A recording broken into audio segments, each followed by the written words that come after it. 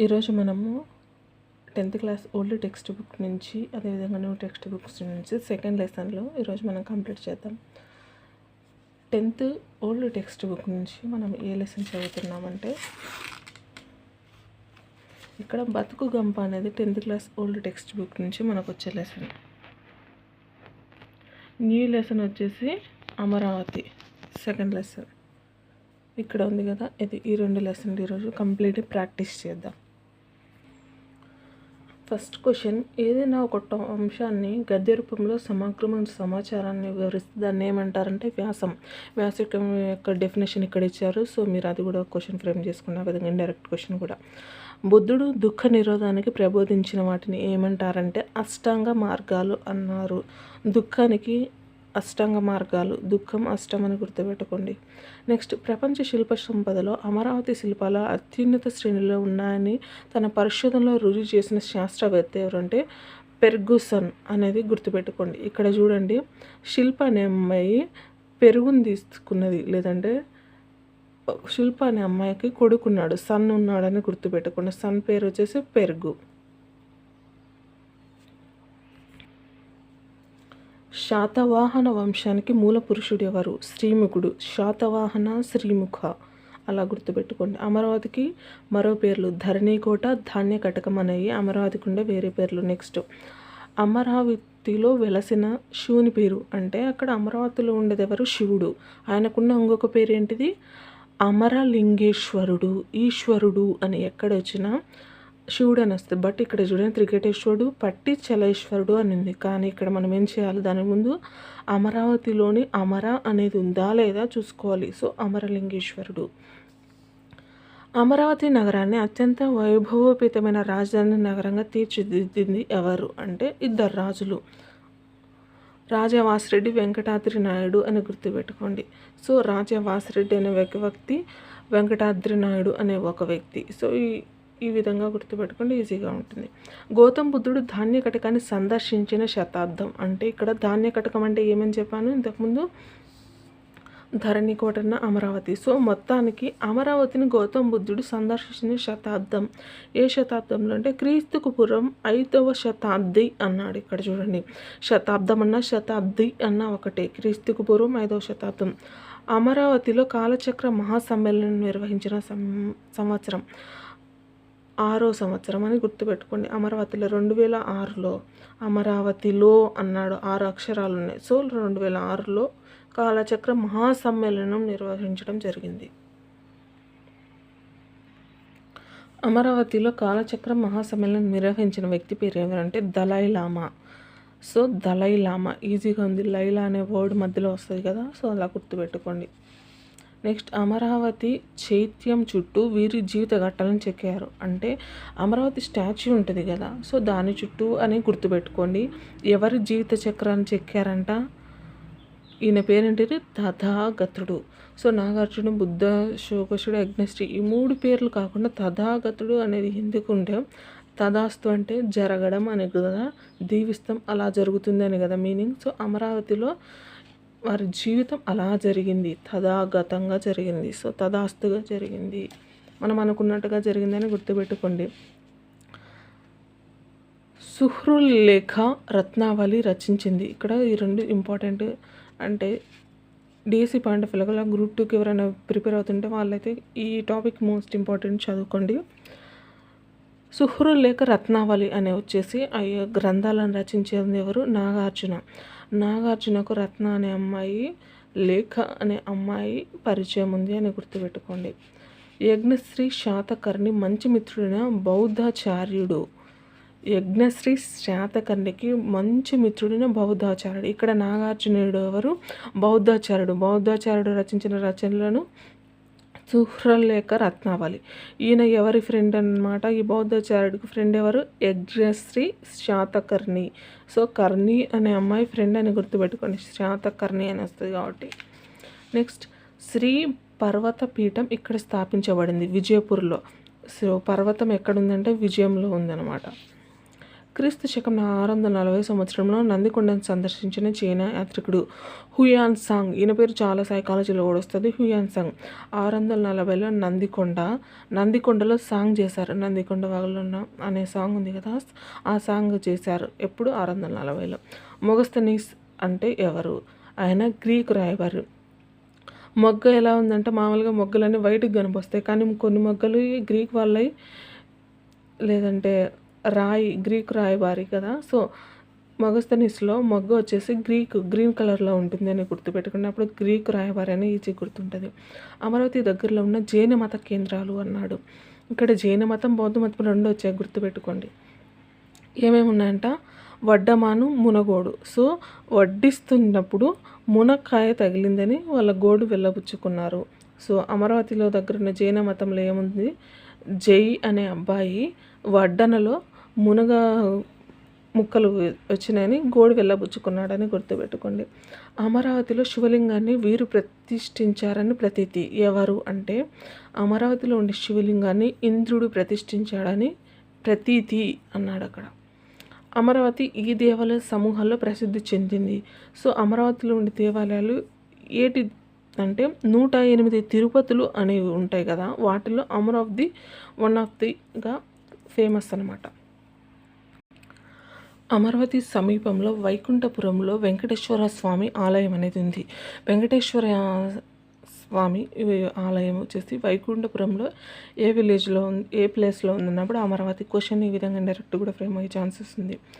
రాజా వాసిరెడ్డి వెంకటాద్రి నాయుడు అనే వ్యక్తి దీన్ని నిర్మించాడు. ఇద్దరు వ్యక్తులు కలిసి అమరావతి వెంకటేశ్వర స్వామిని రాశారు చేశారని గుర్తుపెట్టుకున్న ఆలయం. నెక్స్ట్ అమరావతిలో మహాబౌద్ధ స్తూపాన్ని నిర్మించింది ఎవరు? అశోకుడు.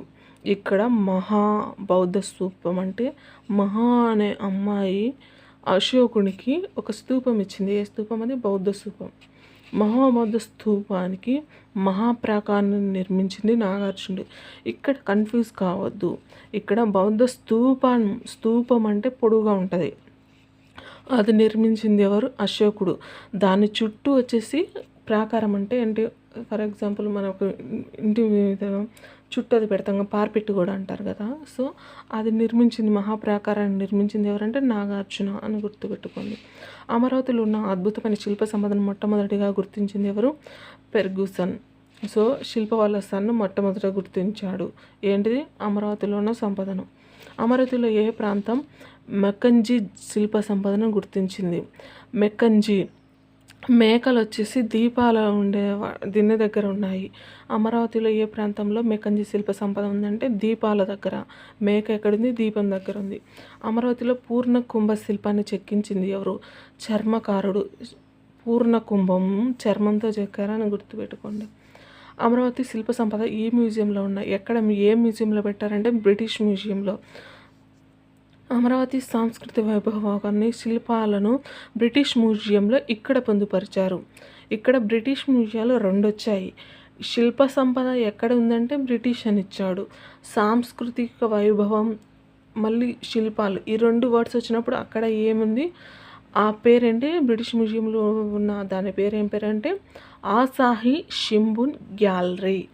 ఆసాహి. ఇక్కడ చూడండి, సాంస్కృతిక వైభవాన్ని సాహి అనే అమ్మాయి శిల్ప అదేవిధంగా శంభుతో కలిసి మంచి ఫోటోలు తీసుకొని, ఫోటోలన్నీ ఎక్కడ స్టోర్ చేసుకుంటారో గ్యాలరీలో స్టోర్ చేసుకుంటారు కదా, అదేవిధంగా వీళ్ళు సాంస్కృతికాన్ని గ్యాలరీలో స్టోర్ చేసుకోరు. సాంస్కృతిక శిల్పను. నవీన రాజధాని అమరావతి నగరానికి శంకుస్థాపన చేయబడిన తేదీ ఇది వచ్చేసి అక్టోబర్ 22, 2015. ఇక్కడ సింపుల్గా చూడండి, అక్టోబర్ అని అన్నిటిలో కామన్గా ఇచ్చాడు. ఇయరు అదేవిధంగా డేట్ ఒకటి డిఫరెంట్ ఇచ్చాడు. ఇక్కడ 222 అనేది 3 వచ్చింది, ఇక్కడ 2 వచ్చింది. ఇక్కడ 3rd ఆప్షన్లో 4th ఆప్షన్లో 2 వచ్చింది. ఇక్కడ ఇయర్ ఫరక్ ఏం పడిందంటే ఇక్కడ 14, 15 అనేది ఫరక్ పడింది. మీరేం చేస్తారంటే నవీన రాజధాని అన్నాడు. ఇక్కడ బాగా గుర్తుపెట్టుకోండి. 2014లో తెలంగాణ నుంచి విడిపోయిన తర్వాతనే మనం రాజధాని ఏర్పరచుకోవాలి. సో 14లో విడిపోయి 15లో కొత్త రాజధాని ఏర్పాటు చేసుకున్నారు. ఆ రాజధాని పేరేంటి? నవీన రాజధాని వచ్చేసి అమరావతి. శంకుస్థాపన చేసింది ఎప్పుడు? ఇద్దరు వ్యక్తులు, 22 ఇద్దరు వ్యక్తులు అని గుర్తుపెట్టుకోండి. నూతన రాజధాని నగరంలో విద్యానగరం అంటే ఏంటిది? ఐనవోలు అనేది విద్యానగరం అనేది గుర్తుపెట్టుకోండి. విద్య చదువుకోవడానికి అయిన వాళ్ళు సహాయం చేశారని గుర్తుపెట్టుకోండి. అమరావతిలోని పరిపాలనా రంగం ఎక్కడంటే రాయపూడి. మీరు న్యూస్లో చాలాసార్లు విన్నారు కదా, రాయపూడి గుర్తుపెట్టుకోండి. భాను ప్రకాష్ ఊరికి వెళ్ళాడు. సో ఈ వాక్యాన్ని పరోక్ష కథనంగా రాయమన్నాడు చూడండి. భాను ప్రకాష్ ఊరు వెళ్ళాడని వాళ్ళ అమ్మ చెప్పింది. ఇది సెంటెన్స్ కదా. భాను ప్రకాష్ ఊరికి వెళ్ళాడని వాళ్ళ అమ్మ చెప్పింది. ఇక్కడ డిఫరెన్స్ చూడండి, నాకు అర్థం కాలేదు. అన్నిటిల్లో ఊరికెళ్ళాడు మొత్తం అన్నిటిలో సేమ్ సెంటెన్స్ ఉంది. ఇక్కడ కలిపి రాయడంలో సెంటెన్స్ మారింది. ఇది ఇంపార్టెంట్. భానుప్రకాష్ అనే అబ్బాయి ఊరికి వెళ్ళాడు. ఇక్కడ చూడండి డివైడ్ చేస్తారు. బట్ ఇక్కడ చూడండి ఊరికి వెళ్ళాడని ఇక్కడ ఫరక్ పడింది. ఇక్కడ డివైడ్ అయిపోయింది. ఊరికి వెళ్ళాడని వాళ్ళ ప్లస్ అమ్మ అయితే వాళ్ళమ్మ అనేది చెప్పాడు. ఇక్కడ 2 పదాలు కలిసి రాస్తారు ఈ సెంటెన్స్లో. ఇది ఇంపార్టెంట్, గుర్తుపెట్టుకోండి. ఈ విధంగా వచ్చినాయి. నేను నేటి సినిమాలను చూడలేకపోతున్నానని అమ్మతో అతను అన్నాడు. ఈ వాక్యానికి సరైన పరోక్ష కథనం అన్నాడు. సో పరోక్షంగా అంటే ఇండైరెక్ట్గా చెప్పడం కదా. సో తాను నేటి సినిమాలను చూడలేకపోతున్నానని అమ్మతో అతను అన్నాడు. సో సేమ్ ఉంది. సేమ్ కూడా ఇక్కడ నేను అనే దాన్ని తీసేసి తాను అనేది పెట్టాడు. ఇది తేడా ఇక్కడ పరోక్ష కథనంలో, గుర్తుపెట్టుకోండి. సో ఇంతటితో అమరావతి లెసన్ కంప్లీట్ అయిపోయింది. నెక్స్ట్ బతుకు గంప అనే లెసన్తో స్టార్ట్ చేద్దాం. సో మీరు ఒక విషయం గుర్తుపెట్టుకోవాలి. ఇది వచ్చేసి ఓల్డ్ సిలబస్ బతుకు గంప లెసన్ అనేది. ఇక్కడ దీనిపైన ఒక బిట్ ఉంది చూడండి. నవంబర్ 16వ తేదీని అంతర్జాతీయ సహన దినోత్సవంగా జరుపుకుంటారు. ఈ డేట్స్ కూడా గుర్తుపెట్టుకోండి. బతుకు గంప అనే లెసన్ ఏ ప్రక్రియకి సంబంధించిందంటే కథానిక అంటే ఇంగ్లీష్లో షార్ట్ స్టోరీ అనమాట. కుటుంబ విలువలు ఇతివృత్తం కాగల పాఠం బతుకు గంప. సో మనం బ్రతుకులో ఏముండాలంటే మన ఫ్యామిలీకి వాల్యూ ఉండాలని గుర్తుపెట్టుకోండి. బతుకు గంప రచయిత ఎవరంటే మూలింటి చంద్రకళ అనే అమ్మాయి. సో గంపని ఎవరు తయారు చేస్తారు అంటే చంద్రకళ అనే అమ్మాయి తయారు చేసింది అని గుర్తుపెట్టుకోండి. నెక్స్ట్ కాంతం కథలకు రేడియో ప్రసంగాలు వ్యాసాలు చేసిన వ్యక్తి ఎవరంటే మూలింటి చంద్రకళ. ఇక్కడ నేను ప్రాక్టీస్ చేసేటప్పుడు మీకు చెప్పడం కోసం మిస్టేక్ పడింది. సో ఇక్కడ వచ్చేసి కాంతం చంద్రకళ అనే వాళ్ళిద్దరు రేడియో ప్రసంగాలను గుర్తుపెట్టుకోండి. క్లుప్తత ప్రధాన లక్ష్యంగా గల ప్రక్రియ అంటే కథానికలో ప్రతిదీ క్లుప్తంగా వివరిస్తారని గుర్తుపెట్టుకోండి. నెక్స్ట్ రచయిత్రి ఎవరు రాకపోతే తనకు తెలివిగా అనిపించేది అని పేర్కొన్నది ఎవరు అంటే ఎల్లమ్మ. ఎవరు? ఎల్లమ్మ అని గుర్తుపెట్టుకోండి. రచయిత్రి ఎవరు రాకపోతే ఎల్లమ్మ. సర్వోదయ ఉద్యమ నాయకుడిగా పేరుగాంచిన వ్యక్తి ఎవరంటే జయప్రకాష్ నారాయణ. జయప్రకాష్ నారాయణ గారి పార్టీ గుర్తు కూడా. సో అలా గుర్తుపెట్టుకోండి. పాలిటిక్స్లో ఆయన పేరు సూర్యునిలా సర్వోదయం, అన్ని ఉదయాలలో ఆయన గురించి చెప్తారని గుర్తుపెట్టుకోండి. బతుకనే పదార్థానికి నానార్థాలు, జీవనం, స్థితి, జరుగుబాటు అని గుర్తుపెట్టుకోండి. వికృతిలో వచ్చాయి ఇక్కడ చూడండి. ముఖము అంటే మోము అని, కష్టం అంటే కస్తి అని, సుఖము అంటే సుఖము, రాత్రి అంటే రాత్రి. జీవితం అంతా అంటే చూడండి, జీవితం అంతా ఊరికినే బ్రతకాలంటే ఉత్తగా బతకాలనేది గుర్తుపెట్టుకోండి. ఏ సంధి అన్నప్పుడు వీధి పాలు చేయడం అంటే నేను కూడా యాక్చువల్గా వీధిలో పడేయడం అనుకున్నాను, కానీ కాదు. ఎవరు పట్టించుకున్నప్పుడు కష్టాలు అనుభవించవలసిన సందర్భాన్ని ఏమంటారంటే వీధి పాలు చేయడం. సో గుర్తుపెట్టుకోండి. నన్ను తత్పురుష సమాసానికి ఉదాహరణ అంటే నేను అసాధారణమైన వ్యక్తిని కాబట్టి నేను అసాధారణం. సో నన్ను తత్పురుష సమాసం. పూర్వపదం ప్రాధాన్యంగా గల సమాసాన్ని ఏమంటారు? అవిభావ సమాసం. నేడు ధర బాగా పెరిగింది. ఇక్కడ ధర అనే 2 వర్డ్స్ వెంటనే వచ్చాయి. అంటే ఇక్కడ 2 వర్డ్స్ వచ్చినా వాటి మీనింగ్ వేరు ఉంది కాబట్టి చేకాని ప్రాస అలంకారం. సమాన వర్ణాలు గల పదాల అర్థభేదంతో వెంట వస్తే దాన్ని ఏమంటారు? చేకాని ప్రాసం. సో వర్ణాలు సేమే ఇక్కడ, కానీ వాటి మధ్య ఏమొస్తుంది? అర్థభేదం. అంటే రెండింటి భేదం వేరుగా ఉంటుంది కాబట్టి దాన్ని చేకాని ప్రాస అలంకారం అంటారు. అంతర్జాతీయ సహన దినోత్సవాన్ని ఏ విధంగా గుర్తుపెట్టుకోవాలో ట్రిక్ చెప్తాను. సహన నాతో ఎండింగ్ అవుతుంది కాబట్టి నవంబర్ తీసుకోండి. ఆ అమ్మాయికి ఎన్ని సంవత్సరాలు? 16 సంవత్సరాలు అని గుర్తుపెట్టుకోండి. సహనా అనే అమ్మాయికి అంతర్జాతీయ సహనా దినోత్సవం.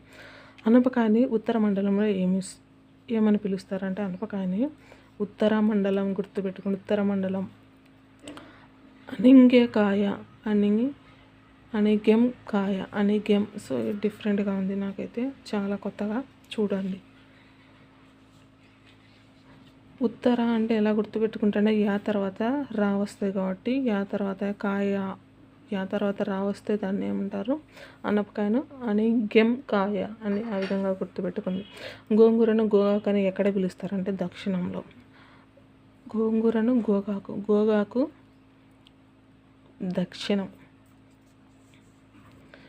దక్షిణ మండలంలోని జిల్లాలు శ్రీకాకుళం, విశాఖ, విజయనగరం జిల్లాలు కూడా గుర్తుపెట్టుకోండి.